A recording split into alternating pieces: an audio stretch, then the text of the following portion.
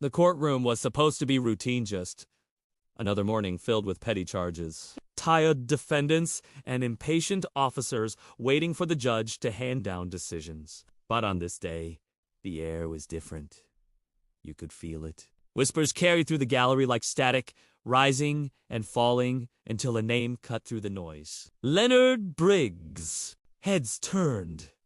Two officers in the back exchanged smirks, stifling laughter like schoolboys in detention. To them, the tall black man who rose from the last bench looked ordinary, maybe even out of place. His wrinkled gray suit told no story of power. His quiet steps carried no urgency. No lawyer by his side, no entourage, no sign of defense at all. Just a man walking toward judgment. The officers leaned closer, convinced they already knew how this would play out. Another easy target. Another man who didn't understand the rules of the game. Their laughter was small, but sharp enough for the whole courtroom to notice. And yet, Leonard didn't flinch. His face was calm, still, unreadable as though he had rehearsed this exact moment 1,000 times. No one in that room could have guessed that within minutes, those same smirks would vanish. The laughter would die, and the very foundation of that courtroom would begin to shake. Because Leonard Briggs wasn't just another defendant. He was about to reveal who he really was, and when he did, the entire room would never forget it. Before we dive deeper into this powerful story, make sure you hit that subscribe button to join us here on Hidden Black Stories. These are the stories too often silenced, overlooked, or buried. We bring them back to light. Now, let's set the stage. When Leonard Briggs entered that Mississippi courtroom, most people thought they had him figured out. To them, he was just another quiet black man. Another face that could be dismissed, ignored, and processed like paperwork on a desk. But Leonard wasn't new to this. His silence wasn't weakness, it was strategy. For nearly 3 decades, Leonard had worked inside the system that tried time and time again to break men like him. He had walked into police stations where his name carried no weight, sat across from sheriffs who didn't bother hiding their contempt, and reviewed reports that smelled of lies long before the ink had even dried. He had seen every trick body cameras that mysteriously malfunctioned, complaints stamped unfounded without investigation, and traffic stops that began with a casual violation but ended with bruises, handcuffs, or worse. But Leonard had something they didn't know. He wasn't just a man in a wrinkled suit. He was the FBI's Director of Internal Affairs for the Southeastern Regional role that made him both a watchdog and a threat. His job was to expose misconduct, to root out corruption, and to shine light on departments that thrived in the shadows. He carried no weapons, no swagger, no uniform. His power was in silence, in patience, and in the weight of the truth he carried with him. And that truth was heavy. Just hours before that courtroom scene, Leonard had been on the road. He'd chosen a plain silver Toyota Camry, the kind of car no one noticed. No tinted windows, no government plates, nothing that screamed authority. He preferred to move quietly, to see departments as they really were when they thought no one important was watching. That night, he was tired. The highway stretched long, lined with flickering billboards and neon motel signs. He was on his way to a small room where he could rest before another day of unannounced visits. But then it happened, red and blue lights flashing in his rearview mirror. The sound of tires on gravel as he pulled to the shoulder. The sharp knock of a flashlight against glass. 2 officers approached, their steps quick, their voices already carrying authority. They didn't ease into the stop, didn't ask questions like professionals. Instead, they commanded, "License, registration. Step out of the vehicle." To them, Leonard was no different from the dozens of men they had pulled over before. But Leonard wasn't like the others. He knew the law better than they did. He knew the weight of every word, every action. And more importantly, he knew the dangers of saying the wrong thing or saying nothing at all. So he complied. Slowly, carefully.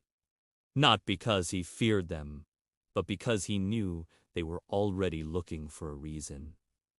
They claimed he had failed to signal. They claimed his tone was disrespectful. They claimed his silence meant defiance. In their eyes, it didn't matter that his license was clean, that he was calm, that he had done nothing wrong.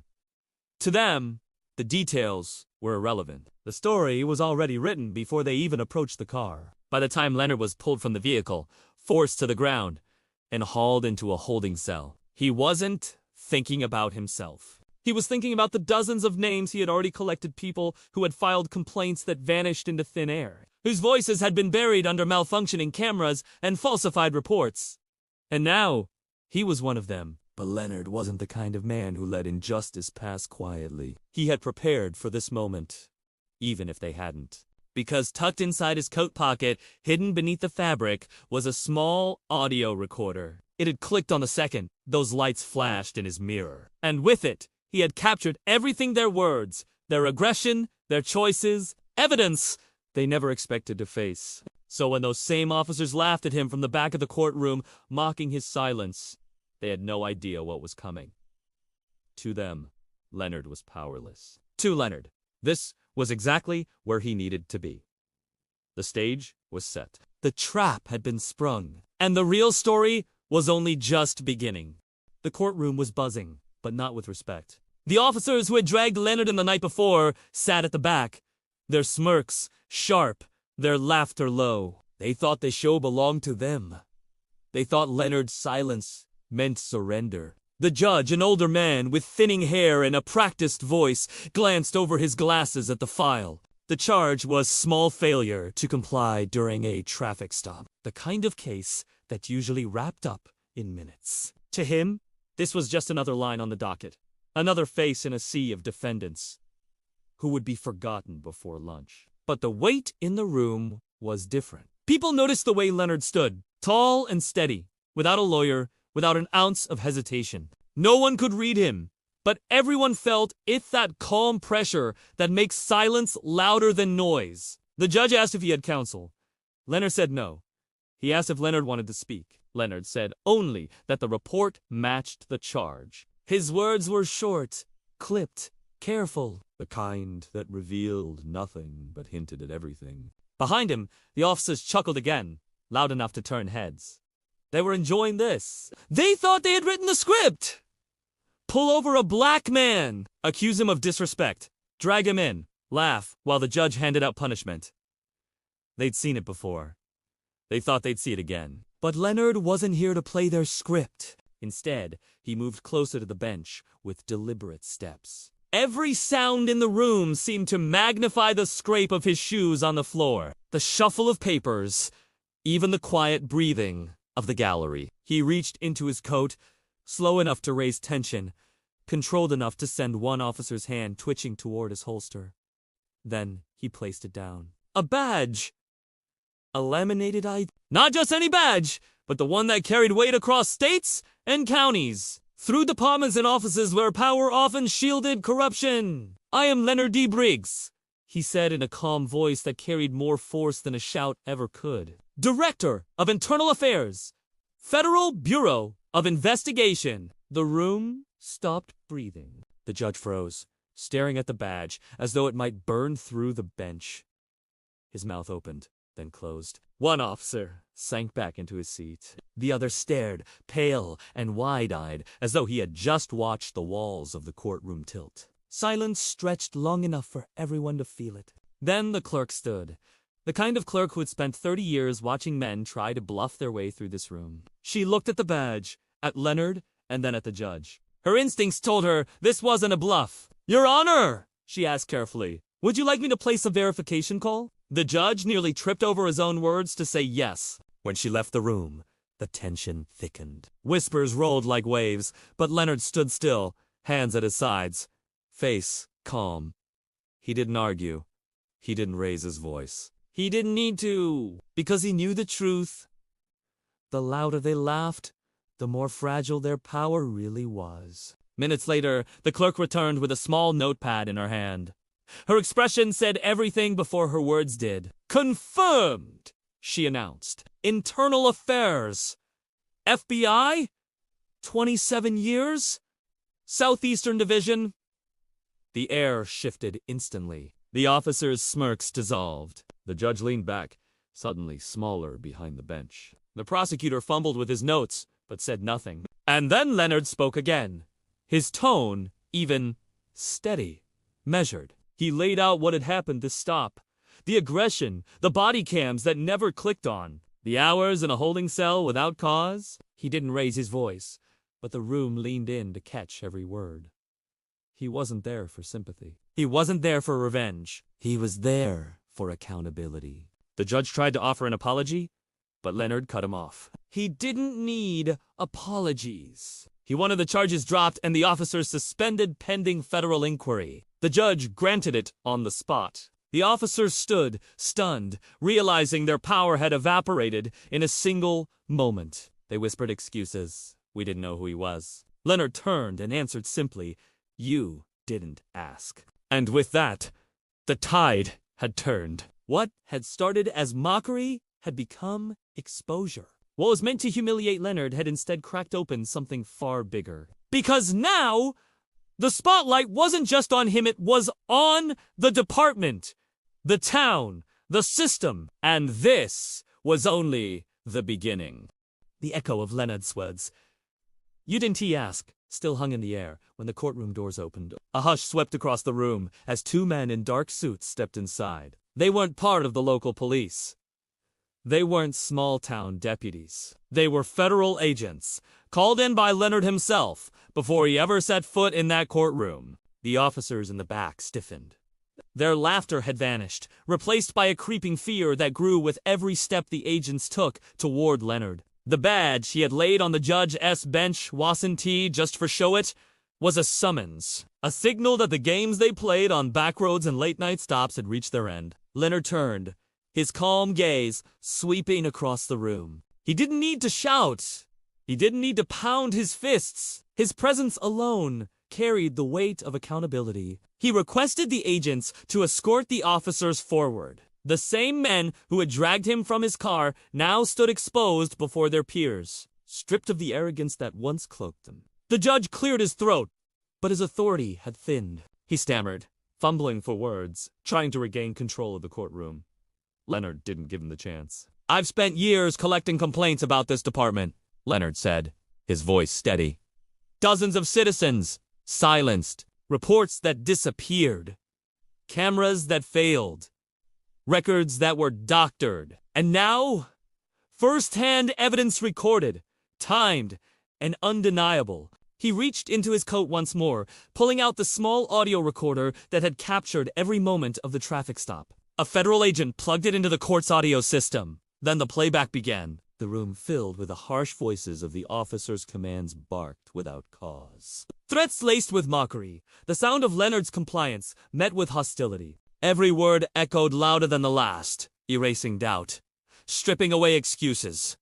The gallery leaned forward, shocked. The judge shifted uncomfortably. The prosecutor's pen froze above his paper, and the officers, once smug, once untouchable, stood pale and trembling as their own voices condemned them. When the recording ended, silence wrapped the room like a heavy blanket. Leonard let the silence linger. He knew its power. Then he spoke again. "This isn't about me," he said. "This is about a system that rewards silence and punishes truth. I am not the first man to stand here after being treated this way, but I will make certain I am the last in this county who has to." The agents stepped forward, hands firm on the shoulders of the officers. Their badges clinked against their belts as they were led away, faces down, their careers collapsing in real time. The same smirks they had worn only an hour earlier were now gone, replaced by the hollow look of men who finally understood the weight of accountability. But Leonard wasn't finished. He requested the judge formally enter into record not just the dismissal of charges, but a federal inquiry into the department. His words cut through the room like steel. Every complaint buried. Every camera disabled. Every file doctored. This ends now. The judge nodded quickly, knowing resistance was useless. The clerk wrote furiously, the ink on the page becoming the first step in a paper trail that would unravel years of misconduct. Outside the courtroom, news had already begun to spread. Whispers turned to phone calls turned to posts, and within hours, the story of what happened inside that room had reached far beyond the county line. Citizens who had once been silenced found their voices rising again. Former defendants came forward with stories that matched Leonard's evidence. Families who had buried their pain and fear now saw a crack in the wall of silence. Inside, Leonard gathered his badge and recorder, slipping them back into his coat. He didn't look triumphant. He didn't look satisfied. He looked resolved.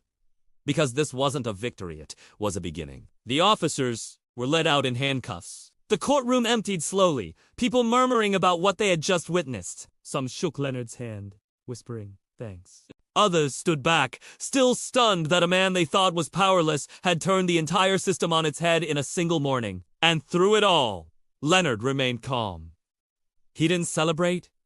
He didn't gloat. He knew the fight wasn't over, not for him, and not for anyone else who had ever been silenced in that town. For the officers, the climax was humiliation. For Leonard, it was exposure. And for the community, it was the first glimpse of change. But change, Leonard knew, was never instant. It was born in moments like these moments, when laughter turns to silence, when arrogance turns to fear, when a system built on injustice cracks under the weight of truth. And as he stepped out of the courthouse, the morning sun sharp on his face, Leonard carried not just the evidence of corruption, but the responsibility to see it through to the very end. Because in that small courtroom, something bigger had begun, something that no badge, no laughter, and no smirk could ever erase. The courthouse emptied slowly, but the echo of what had happened inside lingered like a storm cloud, refusing to pass. Leonard walked out into the sunlight, not as a defendant, but as a mirror held up to an entire system. The people who had watched him walk into that courtroom in silence now followed him with whispers, their eyes wide, their voices trembling with something they hadn't felt in years' hope. By evening, the story had spread beyond the county line. Local radio stations carried it first, then regional news outlets, and within days, national headlines. FBI director exposes corruption in small-town courtroom. The name Leonard Briggs became synonymous, not with scandal, but with strength, the quiet kind that doesn't just survive injustice but dismantles it piece by piece. The officers who had laughed at him were suspended, pending federal investigation. Their records, once shielded by silence, were cracked open. Years of misconduct poured into the light traffic stops that never should have happened. Evidence mishandled, citizens mistreated. Complaints that had gathered dust now demanded answers. The judge who had once treated Leonard as routine grew restless under the glare of scrutiny. His docket, once filled with names quickly processed and discarded, now drew federal oversight. For the first time in decades, the courthouse felt the weight of accountability. And for the community, something far more profound began to happen. People who had long kept their heads down started to speak up. Men and women who once feared retaliation began filing official complaints. Neighbors shared their stories. Families recounted the nights they sat in holding cells without charges. The mornings they walked out with fines that drained their savings. What had once been whispers in kitchens and quiet prayers in churches became public testimony. Leonard listened to them all. He met with families, sat in living rooms, walked the same streets where those flashing lights had once pulled him over. He didn't come as a savior. He came as a witness. A man who knew that true change wasn't born from one badge or one courtroom. It came from the collective voices of people refusing to be silenced any longer. And the system felt it. Departments across the region scrambled to review policies. Body cameras became mandatory. Their malfunctions no longer tolerated. Complaint processes were overhauled, with third-party oversight ensuring they could no longer vanish into filing cabinets. Officers once untouchable by rank or reputation found themselves facing hearings, suspensions, and in some cases, termination. It wasn't perfect. Change never was. There were still battles to fight, still walls of resistance. But cracks had appeared. And through those cracks, light poured in. For Lena, the impact wasn't measured in headlines or investigations. It was measured in the faces of the people who now walked a little taller, spoke a little louder, believed a little more in their own worth. It was measured in the knowledge that his silence had been turned into the loudest sound of all. Months later, Leonard returned to that same courthouse. Not as a defendant, but as a speaker. The courtroom that once held laughter at his expense now held an audience of students, activists, and citizens hungry to hear his story. He stood where the judge had sat and told them the truth, not just about what had happened that day, but about the power of persistence, of patience, of refusing to let injustice define the narrative. He reminded them that justice isn't handed down like a gift. It's demanded, built, and defended. It requires eyes that refuse to look away, voices that refuse to quiet, and courage that refuses to bend. And when he finished, the room stood in silence. Not the mocking silence of officers smirking at a man they thought powerless.